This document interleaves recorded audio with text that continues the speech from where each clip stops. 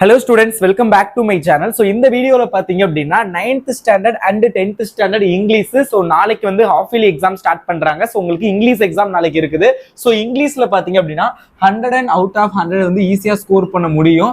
So but யாரெல்லாம் இது வரைக்கும் 100 out of 100 ஸ்கோர் பண்ணியிருக்கீங்க இங்கிலீஷ்ல, நீங்க 6th இருந்து இப்போ 9th 10th வரைக்கும் படிக்கிறீங்களே, ஸோ யாரெல்லாம் 100 out of 100 ஸ்கோர் பண்ணியிருக்கீங்க அப்படிங்கிறத கமெண்ட் பண்ணுங்க. இல்லை இது வரைக்கும் நீங்க பண்ணல அப்படின்னா டோன்ட் வரி, இனிமே நீங்க டெஃபினெட்லி இந்த மார்க் ஸ்கோர் பண்ணலாம். ஸோ அதுக்கு நீங்க என்னென்னலாம் படிக்கணும், எந்தெந்த கொஸ்டின்ஸ்லாம் படிக்கணும், இம்பார்ட்டன்ட் கொஸ்டின்ஸ் என்னென்ன, எதுக்காக நான் ரெண்டு பேருக்கும் சேர்த்து ஒரே வீடியோல சொல்றேன்னா கொஸ்டின் பேட்டர்ன் சிமிலர் டைப் தான்.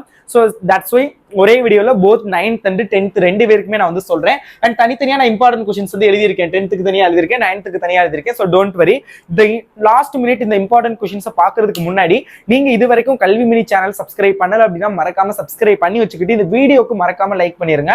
ஸோ அப்போதான் நான் போடுற வீடியோஸ் எல்லாத்தையும் நீங்க மிஸ் பண்ணாம பார்க்க முடியும்.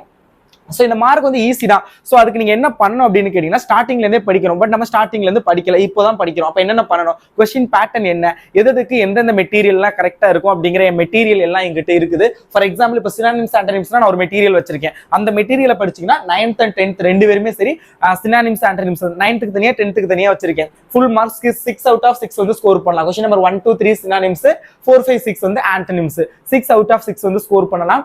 ஸோ அந்த மெட்டீரியலோட PDF எல்லா மெட்டீரியலோட லிங்க்கும் இந்த வீடியோ டிஸ்கிரிப்ஷன்ல நான் கொடுத்துருக்கேன். நீங்க கிளிக் பண்ணி டவுன்லோட் பண்ணிக்கலாம். எது எப்படி அப்படிங்கிற சொல்றேன், எது எந்த மெட்டீரியல்னு. அண்ட் ஆல்சோ வந்து உங்களுக்கான மெட்டீரியல் வந்து நான் வாட்ஸ்அப் குரூப்லையும் ஷேர் பண்றேன். வாட்ஸ்அப் சேனல்ல நீங்க இது வரைக்கும் ஜாயின் பண்ணாம இருக்கீங்க அப்படின்னா மஸ்ட் வாட்ஸ்அப் குரூப்ல ஜாயின் பண்ணிக்கங்க. டிஸ்கிரிப்ஷன்ல லிங்க் இருக்கு. ஃபர்ஸ்ட் சினானிம்ஸ் ஆண்டனிம்ஸ் 6 கொஸ்டின்ஸ், இதுக்கான மெட்டீரியல் கொடுக்குறேன். ப்ரிஃபிக்ஸ் சஃபிக்ஸை பொறுத்தவரை நீங்க சொல்லி பாருங்க. இப்போ ப்ரிஃபிக்ஸா அதுக்கேற்ற மாதிரி சொல்லி பாருங்க, சஃபிக்ஸ் அதுக்கேற்ற மாதிரி சொல்லி பாருங்க. சொல்லி பார்க்கல எல்லாமே கரெக்டா வர மாதிரி தெரியும். பட் நம்ம சொல்லி பார்க்கல நமக்கு தெரியும், ஓகே இந்த வேர்ட் நம்ம எங்கேயோ கேட்டிருக்கோமே அப்படின்னு. ஸோ அந்த மாதிரி இருக்க வேர்டை சூஸ் பண்ணுங்க. ஒண்ணுதான் அந்த மாதிரி இருக்குன்னா அதை எழுதிருங்க ஆன்சரா. இல்லையா ரெண்டு இதுவும் நம்ம கேட்ட மாதிரி இருக்கு, இதுவும் கன்ஃபியூஸா இருக்கு அப்படின்னா அந்த இடத்துல தான் நீங்க வந்து ப்ராப்பரா எதுன்னு செக் பண்ற மாதிரி இருக்கும். அப்ப நீங்க வந்து படிச்சிருக்கணும் இல்லையா. சோ அதுக்கான மெட்டீரியல் நான் வாட்ஸ்அப் குரூப்ல ஷேர் பண்றேன். அடுத்து abbreviation, phrasal verb, compound word, preposition, tense, linker word, American English, British English எல்லாமே வந்து நம்ம கிட்ட இருக்குது. ஒன் வேர்ட்ல 14 out of 14 நீங்க ஒன்ஸ் ஒன் வேர்ட்ல 14 out of 14 ஸ்கோர் பண்ணிட்டீங்க அப்படின்னாவே இந்த 100 out of 100 வந்து உங்களால ஸ்கோர் பண்ண முடியும். ஓகேங்களா. சோ அதனால இந்த ஒன் வேர்டுக்கான மெட்டீரியல் நான் வாட்ஸ்அப் குரூப்ல ஷேர் பண்றேன். மஸ்ட் வந்து அதை பாருங்க. இப்போ 10th வந்து நான் ஃபர்ஸ்ட் பேராகிராஃப் கொஸ்டின் சொல்றேன். நெக்ஸ்ட் 11th சார் 9th சொல்லிட்டு அதுக்கப்புறம் இந்த ஜென்ரல் 5 மார்க் கொஸ்டின்ஸ் எப்படி அட்டென்ட் பண்ணணும், எதெல்லாம் இம்பார்ட்டன்ட் அப்படிங்கறத நான் சொல்றேன். எந்த மாதிரி டைப் கொஸ்டின் அதிகமா கேட்பாங்க. 10th பேராகிராஃப் பாருங்க. ப்ரோஸை பொறுத்தவரை ஹிஸ் ஃபர்ஸ்ட் ஃபிளைட் பாத்துக்கோங்க, த ஆர்டிக் பாத்துக்கோங்க, த லாஸ்ட் லெசன், இந்த 3 கொஸ்டின் பாத்துங்க, இந்த 3 யூனிட். இல்ல அப்படின்னா நீங்க ஃபர்ஸ்ட் 3 யூனிட் பாத்துக்கலாம். ஓகேங்களா. But these 3 is the most important, compulsory கேட்கக்கூடியது. ஸோ தட்ஸ் வை இந்த 3 யூனிட் சொல்லியிருக்கேன். ப்ரோஸ்ல இந்த 3 unit, the his first flight, the attic, the last lesson. இதே போயத்துல உள்ள பேராகிராஃப் நீங்க 2 பார்த்தா போதும். Life and I am every woman, இது ரெண்டுல இருந்து கம்பல்சரி ஒரு கொஸ்டின் கேட்டுருவாங்க. So don't about anything. So இது ரெண்டு நல்லா பாத்துங்க, life and I am every woman. Paragraph பொறுத்தவரை சப்ளிமெண்டரியில த டெம்பஸ்டும் ஜிக்ஸாக்கும் பாத்துக்கோங்க. இது ரெண்டுல இருந்து மேக்ஸிமம் ஒன்று கேட்பாங்க. இல்ல அப்படின்னா ஃபர்ஸ்ட் 3 யூனிட் பாத்துங்க. பட் இது ரெண்டுல இருந்தே ஒன்று கம்பல்சரி கேட்டுருவாங்க. This is for 10th students. Okay. Now for 9th prose paragraph பொறுத்தவரை learning the game, learning the game, very very important paragraph. அது பாத்துங்க. த ஓல்டு மேன் ரிவர் வந்து பாத்துக்கோங்க, very very important. A birthday letter பாத்துக்கோங்க. இந்த 3ல இருந்து ஒன்னு compulsory கேட்டுருவாங்க 9th ஸ்டாண்டர்டுக்கு. போயத்தை பொறுத்தவரை a poison tree on killing a tree, the river, இந்த 3 போயம் பேராகிராஃபும் பாத்துக்கோங்க. இந்த 3ல இருந்து கம்பல்சரி ஒன்னு கேட்பாங்க. அடுத்தது சப்ளிமெண்டரி பேராகிராஃபை பொறுத்தவரை the adventures neighbour, very very important. The fun they had, அடுத்து எர்த்குவேக், இது வந்து பாத்துங்க ஃபுல்லா எழுதாம விட்டுருக்கோம். ஸோ இது வந்து பாத்தீங்க இந்த 3. ஓகேங்களா. தீஸ் இதுல வெரி வெரி இம்பார்ட்டன்ட். ப்ரோஸ்ல இப்ப நான் இவ்வளவு 3 படிக்க முடியல, எனக்கு 2 மட்டும் சொல்லுங்க அப்படின்னா 9th லேர்னிங் த கேம், அடுத்தது ஓல்டு மேன் ரிவர், இது 2 மட்டும் பாருங்க. எ பாய்சன் ட்ரீ, அதுக்கப்புறம் த ரிவர், இந்த 2 மட்டும் பாருங்க. இங்க பாத்தீங்க அப்படின்னா இது நெய்பர்ஸ், அடுத்து எர்த்குவேக், இது 2 மட்டும் பாருங்க போதும். சோ இது 9th, இப்போ இது 10th, இது 9th. இப்போ ஜென்ரலா இந்த 35வது கொஸ்டின்ல இருந்து 47வது கொஸ்டின் வரைக்கும் 9th and 10th same pattern, எந்த மாதிரி கேட்பாங்க, எது இம்பார்ட்டன்ட் சொல்றேன். இப்போ 35 பாத்தீங்கன்னா ஸ்டான்சா மீன்ஸ் ஒரு போயத்துல இருந்து prose question answer and appreciation question 9th and 10th நான் வாட்ஸ்அப் குரூப்ல ஷேர் பண்றேன். நீங்க பாத்துக்கோங்க, டிஸ்கிரிப்ஷன்ல லிங்க் இருக்கும். மறுபடியும் சொல்றேன், லைக் பண்ணிக்கோங்க வீடியோக்கு. ஓகே. ஸ்டான்சா சம் ஸ்டான்சா போயத்துல இருந்து கொடுத்துட்டு ஃபிகர் ஆஃப் ஸ்பீச் கேட்பாங்க, அலிட்ரேஷன் வேர்டு கேட்பாங்க, rhyming words, rhyming scheme. So அடுத்தது இந்த இதுல அந்த மாதிரி கொஸ்டின்ஸ் அதிகமா கேட்பாங்க. ஸோ அதுதான் ரொம்ப ஈஸியா இருக்கும். Rhyming words, rhyming scheme, figure of speech, alliteration எல்லாம் உங்களுக்கு தெரியும். அலிட்ரேஷன் ஃபர்ஸ்ட் வேர்டு ஒரே மாதிரி இருக்கும். ரைமிங் ஸ்கீம் சொல்லி முடிக்கல அந்த ப்ரொனன்சியேஷன் ஒரே மாதிரி இருக்கும். ABCD அந்த மாதிரி கொடுத்து வருவோம்.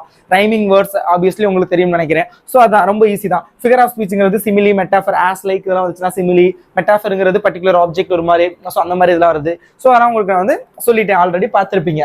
அடுத்தது 37வது question, rearrange the sentence.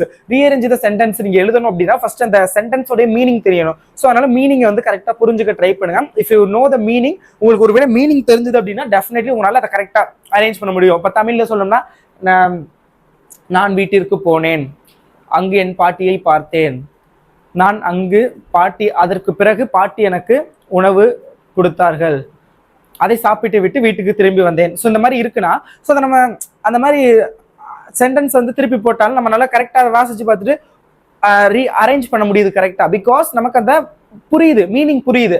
But இங்கிலீஷ்ல அது புரியாதனால நம்மளால முடியல. ஸோ அதனால நான் கரெக்டா அதை புரிஞ்சுக்க பாருங்க. இதனால நம்ம வந்து இந்த ரீஅரேஞ்ச் சென்டென்ஸை பொறுத்தவரை டெஃபினெட்லி நீங்க இங்கிலீஷ் நாலேஜ் வேணும், இங்கிலீஷ் புரிஞ்சுக்கிறணும். அதை தவிர்த்து நம்ம இந்த பர்டிகுலர் கொடுக்கலாம், பட் அது அப்படியே வரும்னு சொல்ல முடியாது. ஸோ எப்படி வேணாலும் கொடுக்கலாம். ஸோ அதனால நீங்க புரிஞ்சுக்கிட்டா மட்டும்தான் இதை அட்டன் பண்ண முடியும். பாத்துங்க. அடுத்து ஆன்சர் த பேசேஜ்.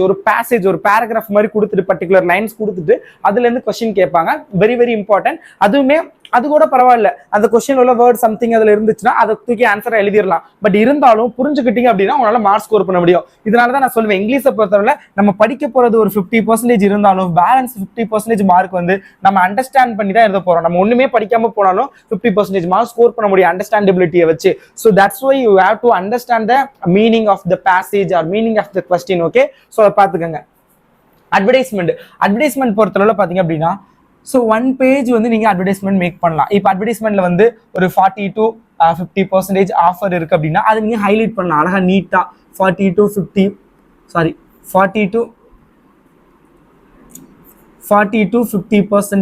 ஆஃபர் அப்படிங்கிறத நீங்க வந்து நீட்டா வந்து ஹைலைட் பண்ணி காமிக்கலாம். ஸோ அப்படி நீட்டா உங்களால, நான் நீட்டா போடல, ஸோ அந்த மாதிரி சொல்றேன். அப்புறம் ஷாப்போட நேம், ஓகேங்களா, ஷாப் நேம் நீட்டா போடுங்க. ஆஃபர் கொடுத்துருந்தாங்கன்னா அதை போடுங்க. இப்போ ஃபார் எக்ஸாம்பிள் buy one, இப்படி கூட போட்டுக்கலாம், buy one get one இந்த மாதிரி இருந்துச்சுன்னா அதெல்லாம் நீட்டா போடுங்க. ஷாப் லொகேஷன்லாம் வந்து இந்த மாதிரி லென்த்தா கீழே வந்து எழுதுங்க. இல்லை அப்படின்னா ஒரு கார்னர்ல இந்த பாக்ஸ் மாதிரி போட்டு அதுல ஷாப் லொகேஷன் எழுதுங்க. ஸோ அந்த மாதிரி நீட்டா 1 பேஜுக்கு எழுதுங்க. தே வில் கிவ் அட்லீஸ்ட் 4 மார்க் அது கொடுப்பாங்க. அடுத்து லெட்டர் ரைட்டிங் வந்து ஈஸி தான். லெட்டர் ரைட்டிங் 2 லெட்டர் ரைட்டிங் கொடுத்துருக்கேன். விச் மீன்ஸ் ஒன் வந்து எப்படி கேட்பாங்க அப்படின்னா, இப்போ உங்க ஃப்ரெண்ட் வந்து ஏதாவது ஃபர்ஸ்ட் ப்ரைஸ் வாங்கினா அவங்களுக்கு ஒரு பாராட்டுக்கு கடிதம் எழுதுறது, இல்லை லீவ் லெட்டர் எழுதுறது. இப்போ ஸ்கூல்ல வந்து நீங்க லீவ் கேட்கணும் அப்படின்னா, ஒரு ஆஃபீஸ்ல இருந்து லீவ் கேட்கணும்னா ரீசன் சொல்லி லீவ் லெட்டர், அந்த மாதிரி லெட்டர் ரைட்டிங்.